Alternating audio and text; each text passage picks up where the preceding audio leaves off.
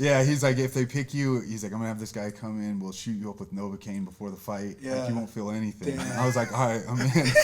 And then, so I thought they were still gonna let it fly. And then, like, we get back and we were in the training center, and they're like, hey, Dana's got an announcement. Everybody come in here. And so we're lined up, and like, I didn't know any of this. And Dana was like, hey, Chris, like, come here. You gotta go to the doctor. So we went and they X-rayed it, and they're like, your jaw's broken. He knows.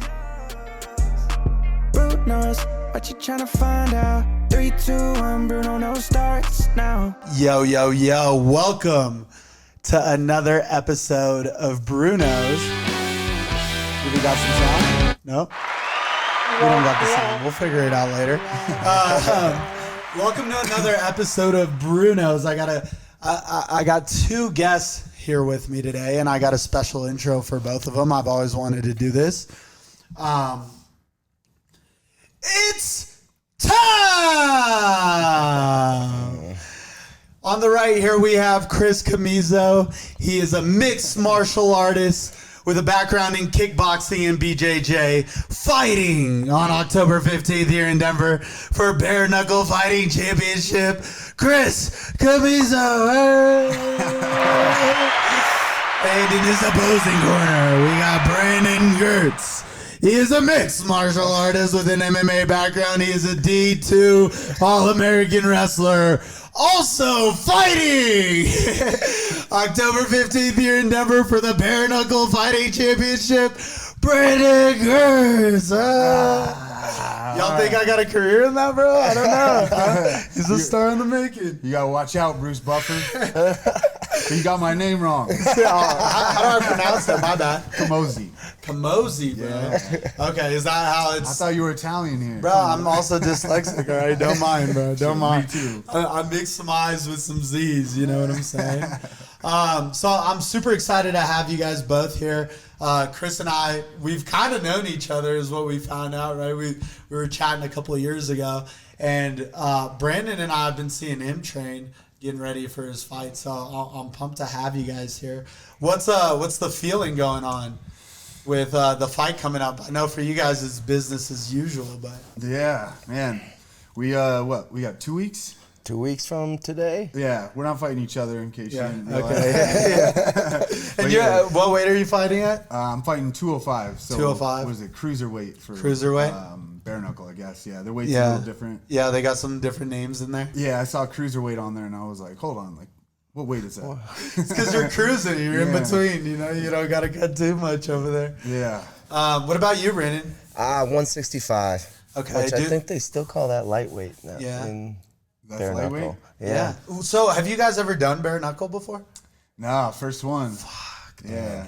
Was there any mentality about that, or is it just the same shit? Because I know no gloves is rough. Yeah, hit them before they hit you, I guess. Yeah. I think there's a little less strategy involved in bare knuckle compared to MMA, but we're going to find out in 2 weeks. Nice, dude. That's the perfect answer. Have you been practicing bare knuckle? I see you're split up a little bit, or is that just the grind? Yeah, that's just the grind. We definitely don't spar bare knuckle. We've been hitting mitts and like bag work and stuff barehanded, you know. Yeah. It's a little torn up, but yeah, I just caught an elbow sparring yesterday. Bobbed when I should have weaved. And Yeah, bro. Well, you know, that's the name of the game. How long have you two known each other? I don't know. How long do you think? It's been, the last year or so. It's kind of crazy. We've known of each other. We've all been in Right. Colorado for a while, but you started training at Genesis. I think it's been like 2 years. Has it been 2 years now? Yeah. Are you at Factory X anymore? Or? No, I'm at Genesis full time. That's awesome. Yeah, I love it down there. Yeah, dude, they got some good coaches. They got a good vibe in general. You know, the vibe's super important. Yeah. Because I bounced around a couple of gyms, you know, just to get some wrestling in. So I went to Easton and Factory X and Genesis, and all great gyms. You know, I just like the vibe over there. Like, people are there to work. Yeah, no, it's good, man. It's nice. I think Colorado, though, like, we're different than most states because like people come into our gym, spar. Yeah. I've gone to other gyms. There's a lot of cross training here, whereas other states they don't. Yeah, they if don't you're do at that. one gym, you're not allowed to go to other Yeah, gyms. dude. We're more open-minded here in Colorado. Yeah. Because it's the Mecca, bro. You know, they can't. I feel like they can't really like keep you in a cage, or well, They can, but I'm saying they can't really pigeonhole you because like 2 miles that way, there's a guy that could be perfect to help you get ready for this next fight. Right? Yeah, we're all trying to get better, you know, and helping each other, and it makes more sense. Yeah, that's what. God, I can't remember who said it. They're like, we're not trying to be the best in Colorado. We're trying to be the best in the world. So Colorado, we could all come together and like train together, and that's why there's so many good people here. I think is the cross training is there. Well, what's funny is now you hear a lot of people like moving back, right, and then they want to train in Colorado. But you guys are Colorado bred, right? I moved here in like '96 or '97 from California, but I grew up here. Yeah, I mean since I was a kid. So nice. I've been here 8 years now. 8 years? Minnesota. Okay. I'm from Minnesota. Oh, yeah, bro. You got to get the big, you know what I'm saying? So you got a wrestling background, right? I was doing a little bit of research. What was your wrestling kind of career like? And then how'd you transition into fighting? Was it just obvious? Yeah, it was kind of obvious. I love fighting, and then when I was getting done with college wrestling and stuff, I had some friends doing it. It was kind of one of those things. Wrestling, it's like go to the Olympics, which is hard as fuck. Yeah, hard as fuck. You know, do that or go somewhere you can make some money. Yeah. And it just seemed like the easier path and to continue. And I wasn't done trying to compete. You know, Right. I wanted to keep competing and being an athlete. And Yeah. it was like I said, going to Olympics, hard as fuck. Yeah. Fighting, it's hard, but it seemed the easier road at that time. Because I also, I did a little bit of research on you, and you and I are probably very much similar in the way that we kind of developed in college. Is that true for you? Do you feel like you kind of developed more as a wrestler? Absolutely. Well, I didn't start wrestling until 10th grade, so I was still so green going into college and stuff, and that's where I was kind of more learning at that time. And then you finally figure it out in your 5 years into college, you don't got anything else to do. You're like, fuck. Yeah, I still wanted to keep doing, combat sports. Like you said, I was still green. I only had 4 years because I ended up starting my freshman year. Dang, dude. So it was kind of like one of those things where it was like, well, I still want to do shit. Yeah, you bro. know? And that's why I'm competing to try and make the Brazil Olympic team in wrestling. And it's just kind of one of those things of like, I still want to compete. U.S. Olympics, that shit's like a 20-year commitment and maybe not. And, but I got this opportunity. Also, I don't want to get punched in the face. Y'all are wild men, But I'm like, you got to keep the money maker a little bit, You've done a good job of that, bro. Both of you look young as fuck, This guy said moved in 97. I'm like, 97, You're bro. like born. Bro, yeah, I was like 2 years old. I mean, I was a kid, but yeah. Man, I mean, we don't want to get hit either. That's the whole point. We try not to get hit, but that is the point. It happens. No, that's awesome. And do you have a wrestling background as well? Just in high school, yeah. Just in high school, you did high school wrestling. Yeah. And then what brought you into like mixed martial arts? Was it jiu-jitsu? Because I know you got some jiu-jitsu background. What really was it? No, I started it all at the same time. It was like after high school. I loved wrestling, but I wasn't good enough to go to college and do it. Yeah. And then I was just working a regular job and hated it. Yeah. And some guys that I grew up wrestling with were like, hey, man, we started doing jiu-jitsu and kickboxing and stuff at this gym. You should go check it out. And so I went, and lucky enough, the guy that owned the gym was in like the early UFCs, like knew what he was doing. He was a black belt in jiu-jitsu. Nice. And he was not much older than me, but I went there, and like the first day I went, I was like, oh, this is awesome. This is for me. And I started going every day. Nice. And then I changed like my whole life around so I could train every day. Yeah, I started like bouncing at night, and just so I could train all during the day. Yeah, and then you train at night with the fucking drunk fucks that are leaving the bar. Just like, let me try this move. Yeah, and then it just like, fuck, man, it just took off from there. Like I just kept going every day, started fighting all over. So you had moved here before you were training, right? So it was like the building of Denver being the Mecca. You just happened to stumble upon it, both of you, really. Yeah, my parents moved us here. I was in 5th grade when we moved here. So okay, you grew up here a little bit. Yeah. Oh, for dude, the most that's part, so nice. Where'd you start training at when? For MMA when I first started, it was called Gum MMA, like GUMM. Okay. The guy's name was Brad Gum. So I think he was in like the UFC like 20s. Dang, that's Even crazy. though, like I said, he wasn't much older than me. He was like 5 years older than me. He just started real early. And what brought you to Colorado? My boy Pat Barry and Rose Namajunas was here, and they were my they were my people in Minnesota, and they came here about a year before me. And Pat knew I went to California for a little bit. I was out there, and I came back to Minnesota, and he knew I was kind of in between trying to decide what I wanted to do. And he's like, come check Colorado out, man. It's freaking great here. And I came and never left. But you were pot committed when you came here. You're like, yo, I'm already, I'm fighting. This is what I'm going to do. Oh, yeah. I came here strictly for training, you know. I came here back when it was Grudge, training center. And that's Did you know the wife yet? Or? No. That's crazy, bro. Isn't that wild? Just move somewhere. Oh, meet the love of your life, have a kid, and now build I'm a here. family. Exactly. Now the roots are here, Yeah, so. Dude, I saw it was like a reel, but it was of Conor McGregor, right? And the guy's like, year and a half ago, you're living out of your car, blah, blah, blah, saying all this stuff. You didn't have two nickels to rub together. Now you're the undisputed champ, right? And he was like, he said something like, I was nothing, then I made it, and now I'm like him or something. I don't know. It was a cool way to think about it, where you could see the process kind of building, Yeah, he went from, I think he said welfare to making millions and millions of dollars. So potentially almost even as big of a brand as the UFC in general, Yeah, I mean, he's built his whole brand. He's out there on Lamborghini yachts and stuff now. I want one. I don't know how smart of a decision, people got their own finances, but yeah, that shit's wild. Yeah, it's nuts how it can change your life, man. Fighting, I'm sure it was the same for you. That was the most money I ever made, was when I got in the UFC and stuff. Even when I got in, it wasn't that much. Yeah. And then each time I was like, man, where would I ever make this chunk of money at once? Right. I mean, there's jobs out there, but not for you if you don't go to college or anything. No, dude. And I mean, even now, right, you're kind of building your businesses and stuff. What do you have going on the entrepreneur front? If you had to encapsulate it. I know people ask me, what do you do? I'm like, a lot of stuff. Yeah, I'm always busy. I got a full-time job with a company called Koyos Beverage Corp. So we make Fit Soda. I'm the brand manager for them, which is kind of a lot more than the brand manager. I do a lot of the marketing and stuff, and I have stock in the company. And nice.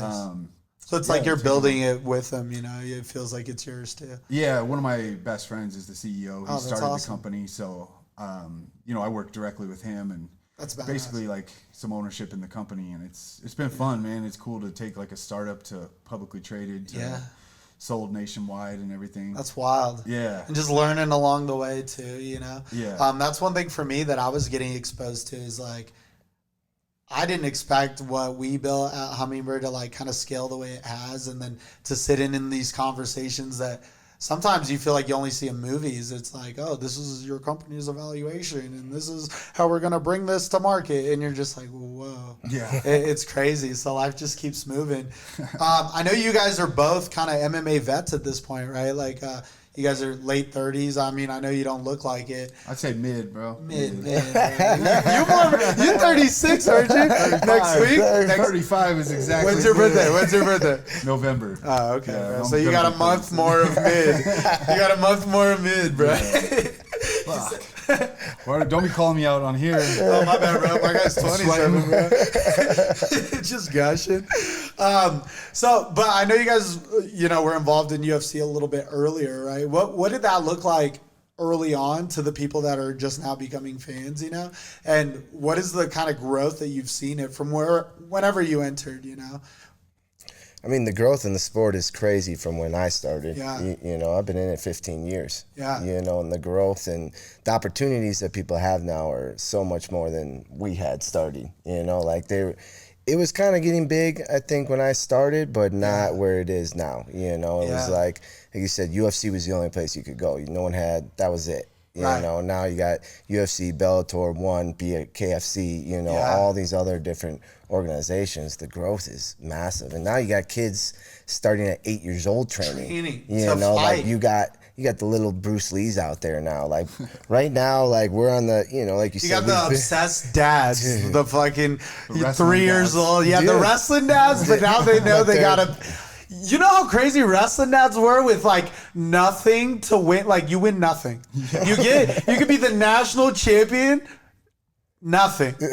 And now guys are seeing $100 million, brands being built.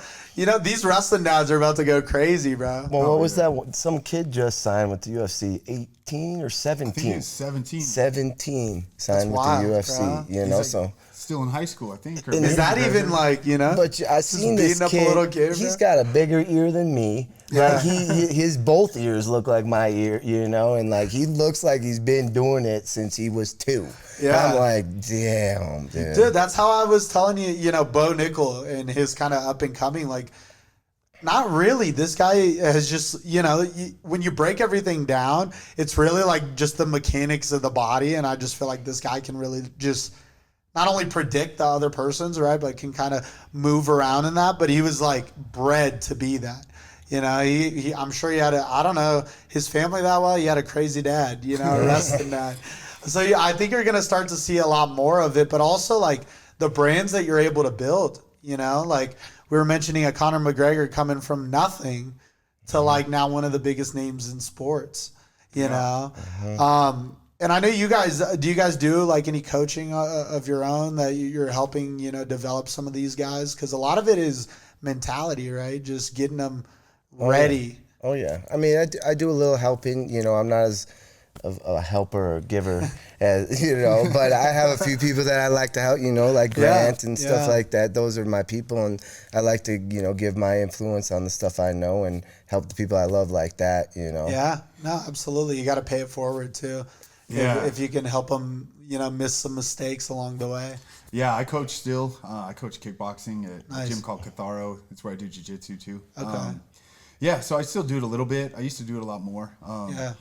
You know, cornering guys, like you said, like teammates and stuff, or like younger teammates, you'd help them along the way. It's like the same as wrestling, you know, you come up and like the older guys help you.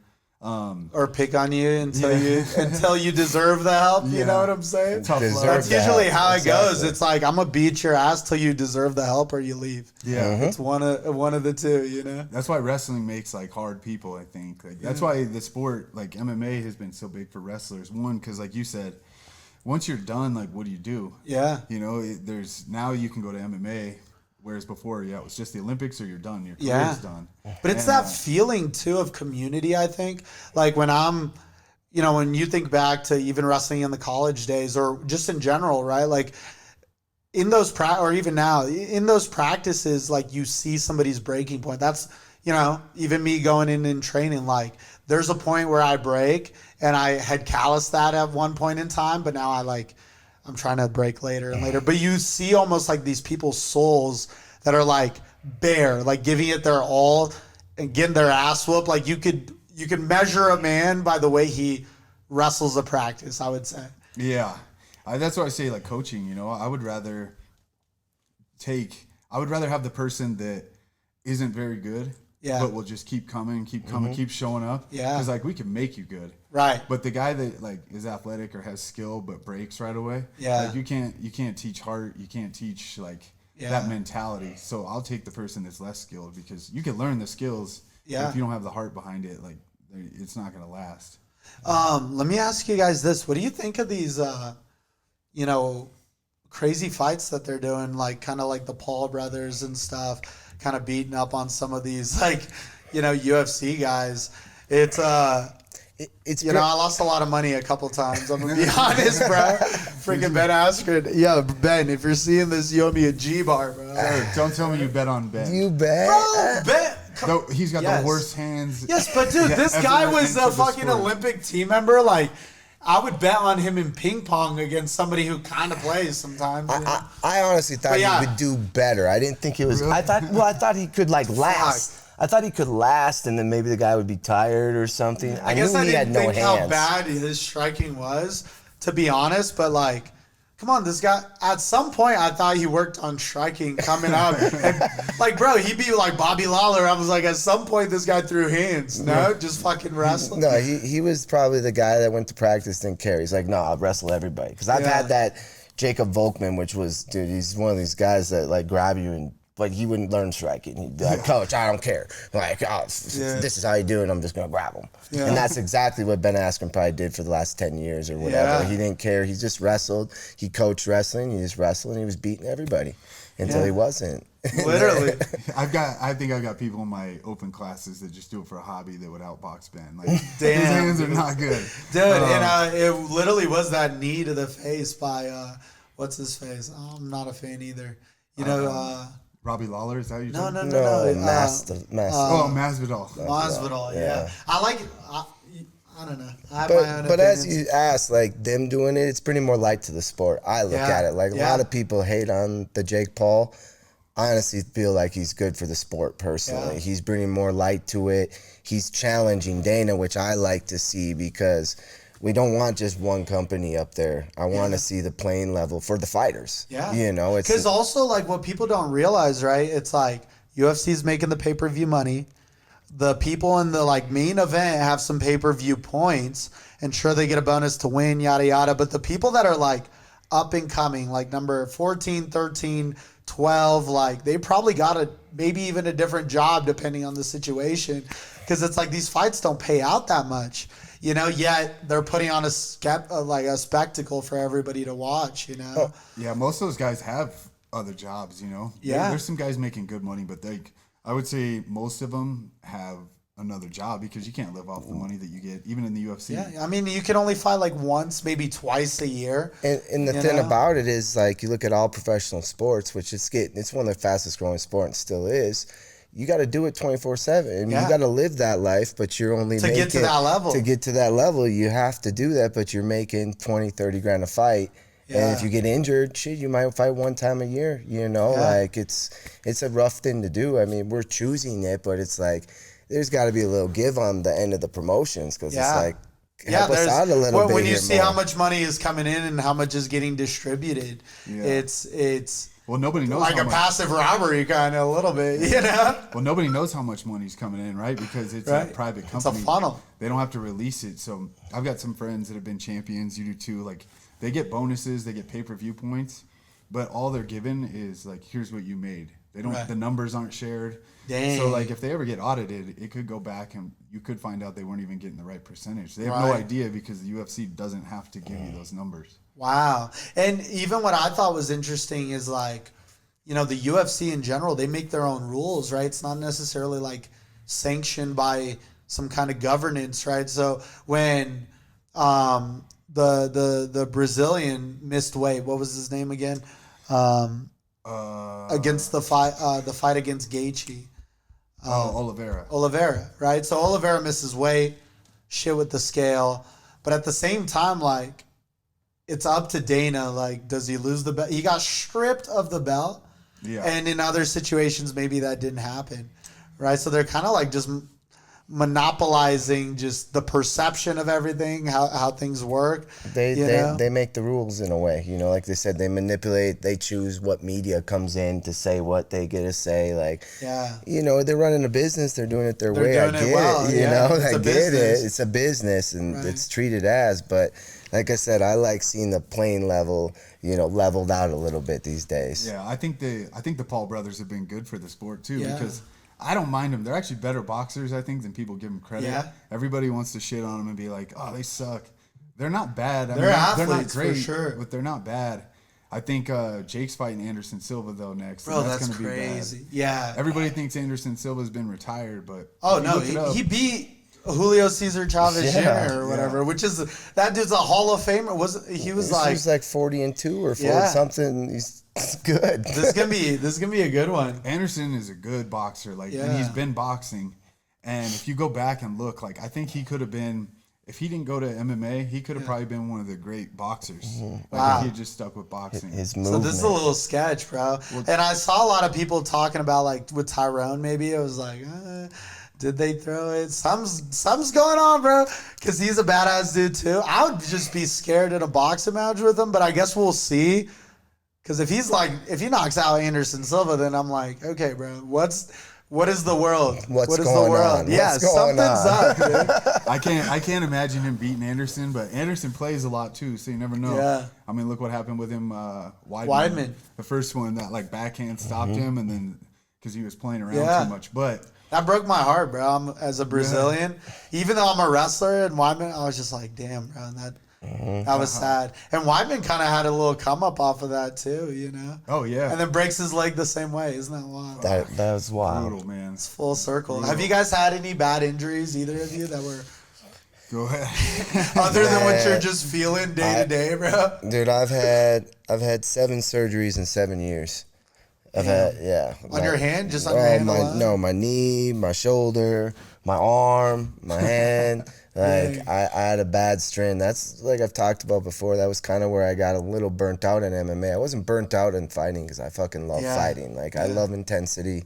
I'm an intense person 24/7. Like, I love to compete. Yeah, you need that almost. I love that. Yeah, I love competing. That's like what I love to do every day. Yeah. You know, like if I'm with my boys, I like to do a game. Like let's play, let's compete, let's play. Like, but the injuries are like, dude, every year surgery. So it wasn't like training all the time. It was fucking getting back from an injury and then trying not to re-get hurt. And it's like one of those things. I just caught the injury bug. I never had a surgery until I did, and then it was like every year, boom, boom, boom, boom, boom. Dang, dude. And the big part is just taking care of your body. I'm sure back in the day, you know, you're just going in there brawling, and now you're like, fuck, maybe I do got to stretch. Maybe I do got to fucking do some yoga every now and again or something. Exactly. I started focusing more on this last year when I took off. I like focused on my body, not my body to fight, my body to feel good. And like I said, I got a kid now and I want to freaking do shit with him and stuff. And I don't want to be hobbling around. Yeah, it's bro, like, can't pick him up and shit. Exactly. You know? Like still it's hard. Like I'm like holding my arm. I'm like, oh, I can't. Okay, babe, take him. I can't hold this arm up that long. Yeah. How old's your son now? He's 3 months. Oh, okay. So he's baby. Oh, he's baby. Yeah. And what's his name again? Aram. Dude, that's awesome. Where'd you get that from? It's her grandfather's name. It means son of the sun. You know, cool. So I'm all about that. Some deeper meanings. Oh, you know? yeah. What about you? You got any kiddos? No At least kids. that we know of? Yeah. Probably got some young Chris's walking around, you know? Yeah, no kids, but yeah, I mean, going back to the injuries, mine hasn't been too bad. Yeah. My run hasn't been too bad. No surgeries. I'm still surgery free. Nice. I broke my jaw on the Ultimate Fighter.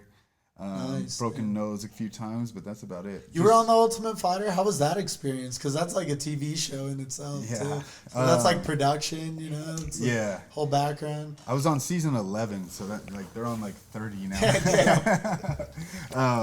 But it was, for me, it was weird, right? Because the season I was on, we had to fight to get into the house. Yeah. So you show up there, you stay in the hotel room, you cut weight and everything, then they bus you over. And you fight, and the winners get to move into the house, the losers go home. Yeah. But they didn't tell us that before, right? Yeah. So you didn't know that you were fighting. But I kind of knew because when I got to the airport to check in going to Vegas, I saw I had a return ticket. So just in case, everybody had a return ticket. So I was like, all right, I'm fighting. Like, because otherwise they wouldn't send me home in 2 days. Right. So I fought. I won. It was a brutal fight. Like, I broke his orbital. He broke my jaw. Damn. But we didn't know my jaw was broken yet. It was like more fractured. It wasn't like completely split up here. So I moved into the house, and I think I was there like a week and a half or so. And I was training, and like every time I would get hit, I would just like have to stop and be like, fuck. Like, And it was funny. We thought they were gonna pick me first because I was kind of banged up. Yeah. And Tito Ortiz was my coach, and I'm like, man, what do we do? And he was like, don't worry about it. Like, I know a guy. He's like, I know this doctor here. We'll have him come in, shoot you up with early days of UFC, bro. This shit's like not just fucking guy with a goat pulls up, just like. And then, he's like, if they pick you, he's like, I'm gonna have this guy come in. We'll shoot you up with Novocaine before the fight. Yeah. Like, you won't feel anything. I was like, all right, I'm in. And then the production crew kept seeing me like in sparring and training. Yeah. So they're like, you got to go to the doctor. So we went and they X-rayed it, and they're like, your jaw's broken. It's been broken. So I thought they were still going to let it fly. And then like we get back and we were in the training center and they're like, hey, Dana's got an announcement. Everybody come in here. And so we're lined up and like, I didn't know any of this. And Dana was like, hey, Chris, like come here. And he's like, you got to go home. Like you can't finish the competition. You can't get licensed to fight. So I went home and it was like crushing. I was like, man, that was my dream. Like this is over. And I was just chilling at home. And then they called me back to fight on the finale, since I didn't lose, and then I won that and got contracted. Dang. So dude. it kind of worked out. Like other than winning the show, it was like the second best case scenario because I didn't have to live in the house. And you didn't have to fight like every motherfucker on the way. Live in the house with a bunch of dudes like Bro, that. even the crazy. behind the stage footage is just like dudes punching each other, breaking shit, you know? Yeah.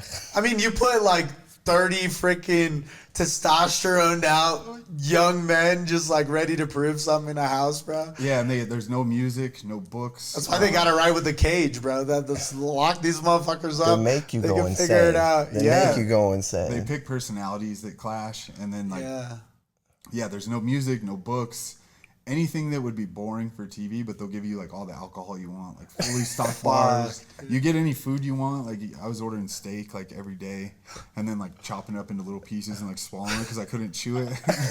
My guy's making steak smoothies in the kitchen. I was getting like lobsters and stuff because they'll bring you whatever. And honestly, that week and a half I was there, it was like the longest fucking week and a half ever. It felt like a month because there's nothing to do other than like, you know, you share a room with a bunch of guys, like share the bathrooms, there's cameras everywhere. Like there were times I would wake up and like a camera guy was standing over me while I was sleeping. Bro. And I was like, what the fuck are you doing? Like, yeah, there were cameras like in the showers and stuff. Dang, just everywhere. Bro. Did that ever turn into like other opportunities, like just involving production and being on different sets and things like that? Is that something that, because I feel like, bro, you're like in your zone right here too, you know? I like it. You just turn the camera on. I got to go back and coach the season with Cormier and nice. Stipe. I was one of Stipe's assistant coaches. I was like, man, coaching is so much better.